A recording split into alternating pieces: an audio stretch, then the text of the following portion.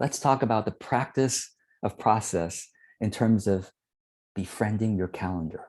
I'm gonna give you a couple of calendar quick tips here. So first of all, how many of us, you don't have to out yourself unless you want to in the chat, how many of us avoid and resist the items on our calendar? Unless it's an appointment with somebody we enjoy, okay, right? But if it's not an appointment with somebody we enjoy, many of us, myself included, I'll out myself here now, avoid or resist or have that kind of temptation to avoid or resist the items on our calendar. If it says write blog post at 2 p.m., I'm like dreading it all day. I'm outing myself. I am. I'm dreading it all day. Oh my God, because I'm not a writer. George, you're a writer. You self-published 4 books now. Yeah, true. Identity is whatever you want to call yourself. You write one word, you're a writer. Sure, you could do that. But I've struggled with writing my whole life. That's what I know, though. I know for a fact that I've struggled with writing. It's in part because I changed languages and countries when I was in my formative years of learning language, and I was bullied as a kid for not knowing how to communicate English. And so I was judged harshly for my writing as a kid. So I've always had traumatic experiences with writing, and all throughout college, and I wish I would never write again. And now I'm writing as a career. How did I transform it? Well, I transform it through practice, right? Practicing energy reboot, practicing strict about showing up, leaning about results, gentle about refocusing, practice. But every time I see blog posts writing on my calendar, I still dread it. All day I dread it. Now, when I say dread it, I don't mean like I'm paralyzed and I don't do anything all day. I used to do that. But of course, with a lot of practice towards productivity, I noticed the dreading part within me.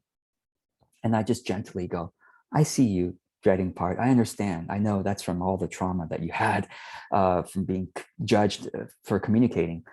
And I see you. But I also know now with so much of evidence of experience, the evidence of my experience is if I show up and if I just try to write, I know something comes out eventually. If I'm leaning about the results, gentle about refocus, I know something comes out and I just put it out there and I just put it out there. Even if it's cringeworthy, I put it out there. And so befriending the calendar is that process of, first of all, let me just explain to you, what is your calendar? Your calendar, by the way, yes, there's Buddy in the background. So thanks, Anne, for noticing.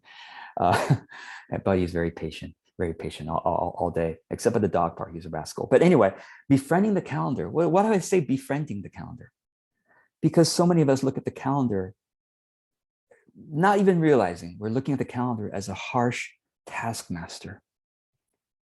It may have been connected to some authoritarian upbringing we've had in regards to the calendar. You have to strict about showing up and strict about the results, and slap you if you don't refocus.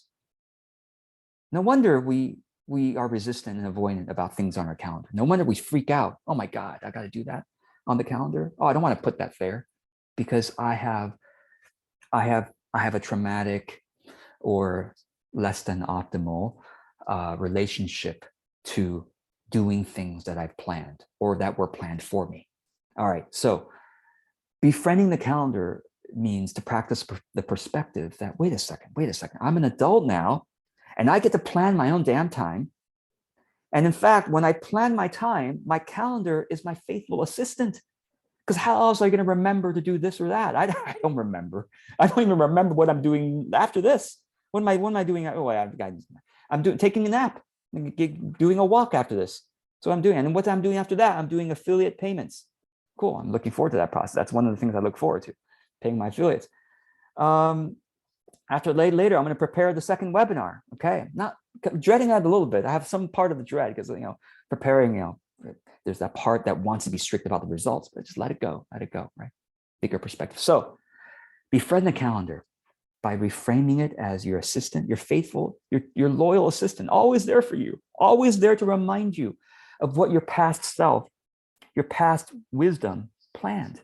Now, hopefully when you're planning your calendar, you're doing it from a state of having been resourced, feeling well. So you're not planning, you're planning wisely, you give yourself breaks. So that's what we're going to talk about in this segment is, are you planning in the key things? So without So why do we even need to use, why can't we just go with the flow, George? Why can't you just go with the flow? Come on, bigger perspective, right? Go with the flow. Just do whatever you feel like doing throughout the day, whatever you're inspired by, you know? Okay, have you tried it? Have you tried just living by inspiration and going with the flow and just doing whatever you feel like doing any day? By the way, if it's working well for you, if you're happy with your life, please hang up, stop watching. You don't need to plan a calendar. One, beautiful. Stop watching. If you just like not using a calendar, just going with the flow, everything's working real well. Great. I bless you. I honor you. And I want to learn from you. I really do. I want to learn. How are you making everything work with all the pressures of society today? How are you making everything work without planning on a calendar? Especially those of you who are business owners. If you have a business and you just go with the flow and do no planning, please let me be your assistant. Let me be your help. Let me be your student and helper and assistant. I want to learn from you. I really do. Please chat below. How are you doing it? For me, I know if I just go with my flow, I don't do anything. That's for me, I know. And even if I don't care if I take 3 months off of work, I still don't do anything after that. Now, if I take 3 months off of work, now I'm even more in inertia. I don't want to do any work. So I know for myself that planning and calendaring is like my faithful assistant, loyal and trustworthy. I can pull it up and tell me, oh, that's right. My wisdom told me that 2 p.m. is to write. Now, your wisdom might tell you that 10 p.m. is the best time to write. You might be a night owl and you write at 10 p.m. Great, wonderful, create that. Some of you are writing at 4 a.m. or 10 a.m. Your wisdom over time will come to understanding that, oh, when is my best writing time? When is my best time to do whatever, bookkeeping? When is my best time to meet with clients? When is my best time to take a nap? Okay. So structure doesn't have to be an enemy. It doesn't have to cause constriction. Structure can actually liberate. Structure can create freedom, just like an artist. You tell an artist, I'm not an artist. Well, you could say, George, you are an artist. But you tell a painter, hey, I commission you to paint. Okay, give me a little bit of structure here. What do you want? You want me to paint on a canvas? Do you want me to paint a mural? What the hell do you want me to paint? Give me some structure here if you want to commission a painting. You see what I mean? Do you want a small painting? Do you want a large painting? Structure creates creativity and freedom. You're an infinitely creative being. That's true. But yet you're in this third dimensional life. We're living forward in time in this existence right now. So there's something about this existence teaching us structure and discipline. Isn't that right? But yet we have the soul intuition that we're unlimited and infinite. We should just go with the flow. There's still that soul intuition there. But we have to remind ourselves, yeah, that's after this life. Right now I'm in third dimension. I still have to create structure. Somehow we grow through structure here. It's very strange. We grow through limitation here, self-imposed limitation, I hope. You either self-impose your limitation to grow, or you end up having other people impose your limitations for you, right? Either other people create your structure or you create your structure. I mean, literally, that's what work is. You're an entrepreneur, you create your own structure. You can't be an entrepreneur because you don't love structure. You can't relate well to structure. Then you have to go to get a job so other people can create structure for you. Which one do you prefer? Well, knowing that you're an infinitely creative being, you probably prefer creating your own structure. Some of you have wonderful bosses that allow you to create structure. Rare, right? So you don't have time for important things. You have to structure the time for important things, right? So basically, you can do anything. You can have any experience in this life, any experience you can have in this life, if you only gave it enough time to prepare what you need to do to have that experience. So let me just give you a couple of quick calendaring guidelines. And then I'd love to take your questions, especially those of you who are live here. But if you aren't live here, if you're watching this later, of course, I welcome you to chat below with your questions as well. So let me kind of walk you through what I've put as the notes below here. So number one, so if we're going to befriend, have a friendly relationship to our calendar, right? Then I welcome you to practice the perspective that structure can create freedom, can bring creativity, can bring more growth in skill, virtue, and impact. So let's relate well to our calendar, shall we? It's simply a reminder for us that this is wise to do at this time. Even if we don't feel like it, that this needs to be done. And by the way, here's a tip I didn't put into the notes below. A tip is, okay, you always don't feel like doing something. Well, then the question is, well, when is a better time of day or week that you're more aligned with the stars, with your energy, with your body to do that thing? It's a good question.